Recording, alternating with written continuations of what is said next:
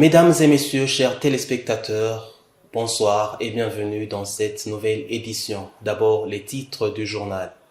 Le gouvernement burundais doit envisager des solutions à la pénurie du carburant qui a un impact sur la vie économique du pays. Les prix des cartes SIM de la société de télécommunications Lumitel ont énormément grimpé. La population se lamente du fait que ce sont les vendeurs de ces cartes SIM qui ont le pouvoir de fixer les prix. Les détails dans quelques instants.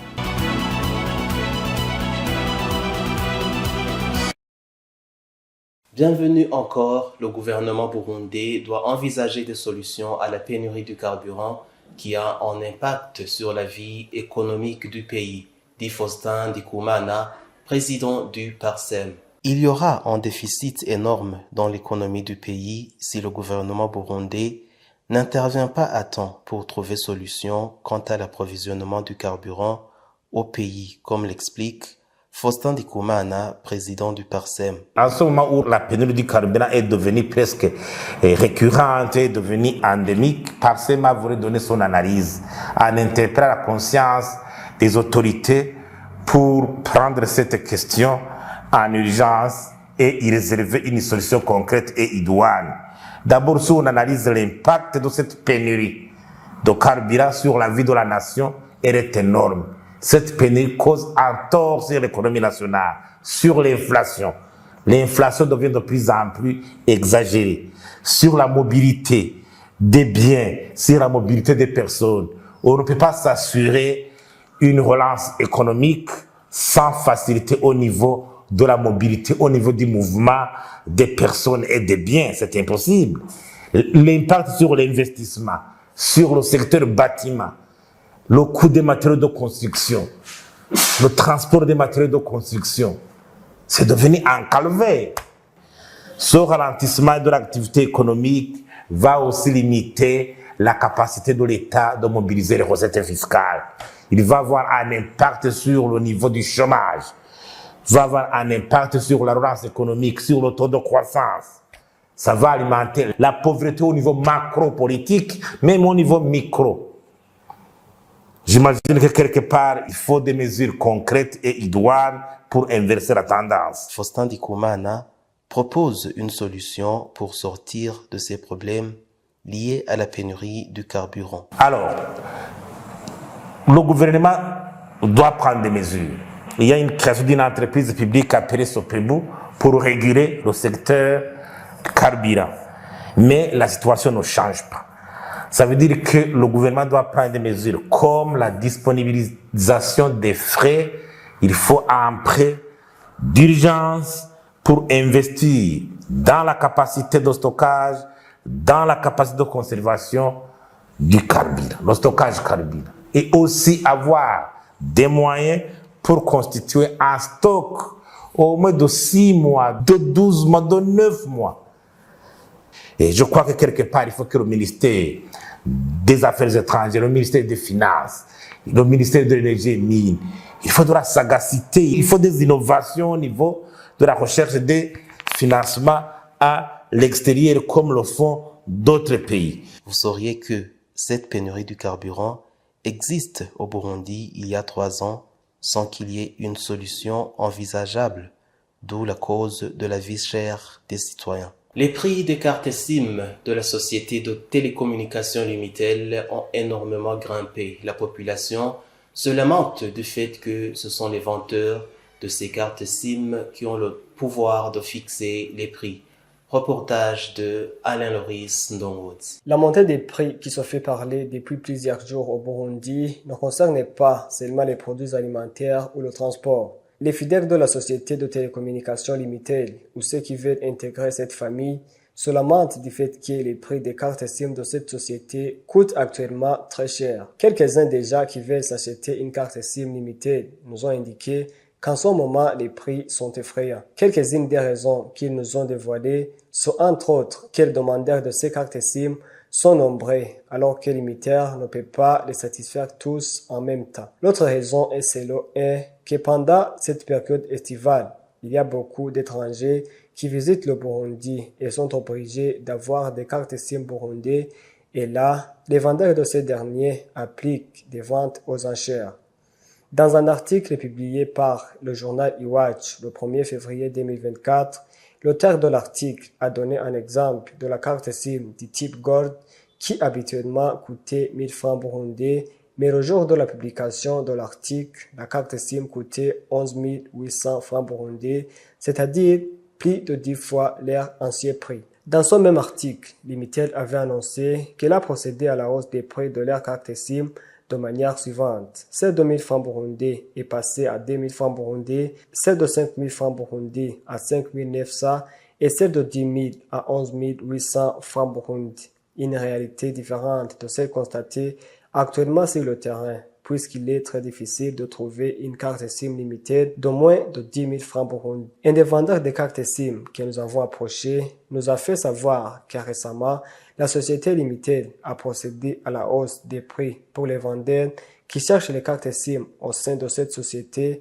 mais n'a pas fixé un prix pour les acheteurs, ce qui fait que le prix est fixé dépendamment de la volonté du vendeur. Avec toutes ces informations, nous avons voulu récolter les clarifications au sein du chargé de communication de Limitel, mais il n'a pas voulu s'exprimer.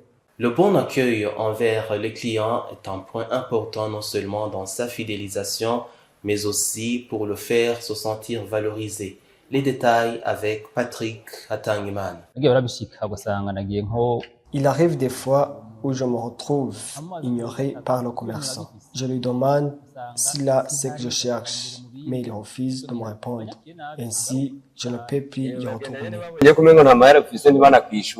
Il te regarde et te juge de ne pas avoir de l'argent nécessaire pour l'achat. Umukiriya numukwe. Cet adage en Kirundi constitue un principe fondamental du marketing et la gestion de la clientèle face à la concurrence pour exprimer la valeur du client. De ce fait, une fois mal accueilli, le client peut décider de ne plus venir acheter chez vous, comme l'affirme cet acheteur rencontré sur place.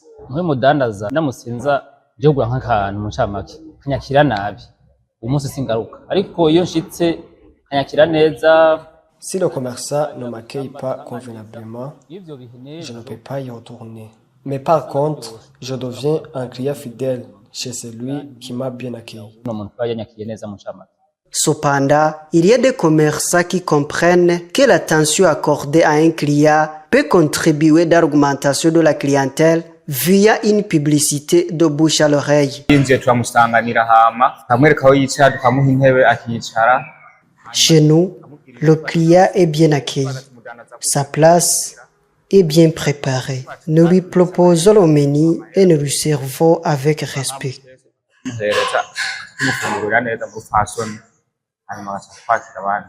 Umukiriya utegereza kumuryohereza ukamubwira yuko ata bintu by'amakosa ushobora kumukorera umukore ibintu bimeze neza nk'iby'abandi usanzwe tubakorera.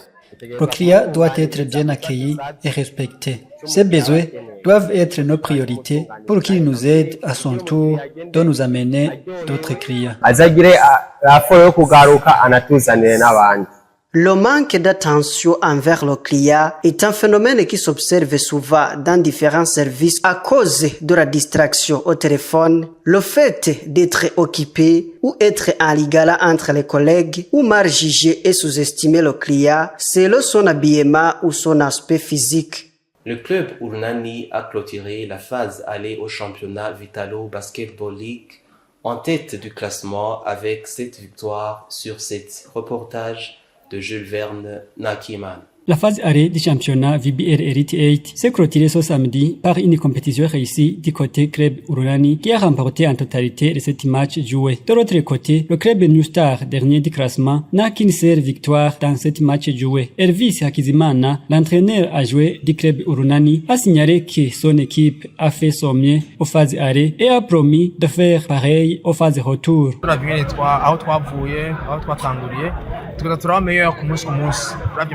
Depuis le premier match de la phase aller jusqu'à ce dernier match, le club Urunani a amélioré ses performances. Les joueurs donnent leur mieux. Nous allons renforcer les points où nous remarquerons qu'il y a un besoin pendant la fenêtre de transfert avant la phase de retour.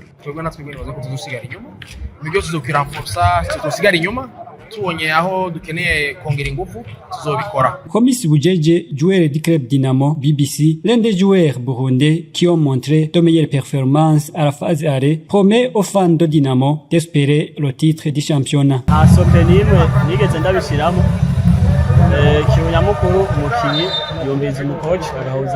Il n'y a pas de secret là-dedans. J'ai seulement écouté le conseil de l'entraîneur. Nous voulons encore être les premiers du championnat VBL et représenter une nouvelle fois le Burundi dans la compétition africaine de basket. Nous promettons aux fans de Dynamo que nous avons encore le pouvoir et la volonté d'être leader du championnat comme c'était l'année dernière. Signalons que la phase retour du championnat VBR Elite 8 est prévue le 10 août. À l'international, le Sud-Soudan, l'unique pays africain qui a représenté le continent dans le basketball aux Jeux Olympiques de Paris 2024, a battu le Porto Rico en 90 points contre 79. Le Sud-Soudan s'est trouvé dans le même pool avec les États-Unis d'Amérique, la Serbie et le Porto Rico. Je vous propose à suivre quelques publicités. Bienvenue dans le monde des jeux de casino sur OneXBet. Tentez le coup et que la chance soit de votre côté. Jeux de machine à sous sur OneXBet. Casino, des tours au gain. Jouez à des jeux en ligne sur OneXBet.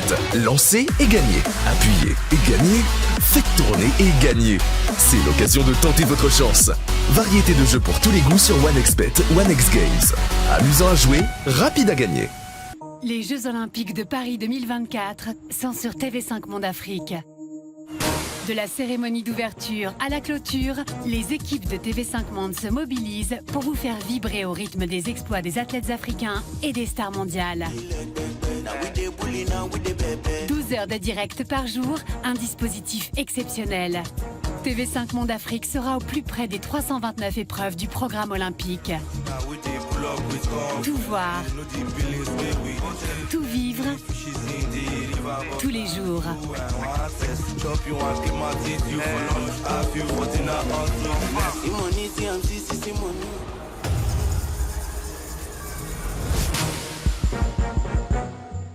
Du 26 juillet au 11 août, vivez la légende olympique en direct sur TV5 Monde Afrique. Avant de terminer ce journal, suivez l'actualité internationale. C'est une grève inédite dans l'histoire de Samsung.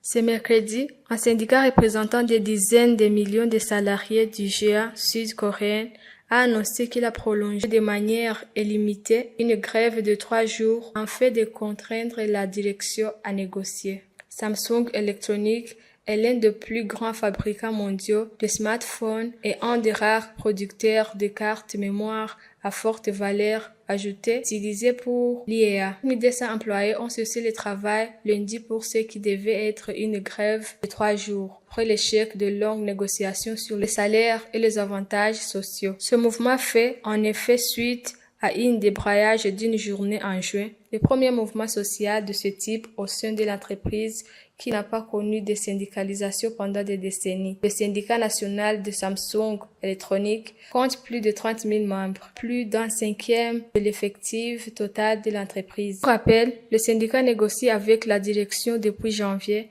mais les deux parties n'ont pas réussi à trouver un accord. En Amérique, un incendie incontrôlable a conduit plus de 4000 personnes à évacuer dans le nord de la Californie. En 3 jours, l'un des plus importants jamais enregistrés dans cet état de l'ouest des États-Unis. Le parc Fire, le feu de forêt le plus intense à avoir frappé la Californie cet été, avait dévoré plus de 350 000 hectares samedi 27 juillet au soir, ce qui en fait le 7e plus gros incendie de l'histoire de cet État, a déclaré l'agence étatique Cal Fire. L'incendie s'est déclenché dans une zone rurale et montagneuse près de la petite ville de Chico, à environ 145 km au nord de Sacramento, la capitale de l'État américain. Pour l'instant, il ne contrôle qu'à 10% malgré les efforts des pompiers engagés de plus d'une dizaine d'hélicoptères et de plusieurs avions. La police a arrêté un homme de 42 ans soupçonné d'avoir déclenché l'incendie en poussant une voiture en feu dans un ravin. Cet immense feu de forêt ravive de douloureux souvenirs pour les habitants de la ville de Paradise, située à une quinzaine de kilomètres de Chico, où 85 personnes avaient péri en 2018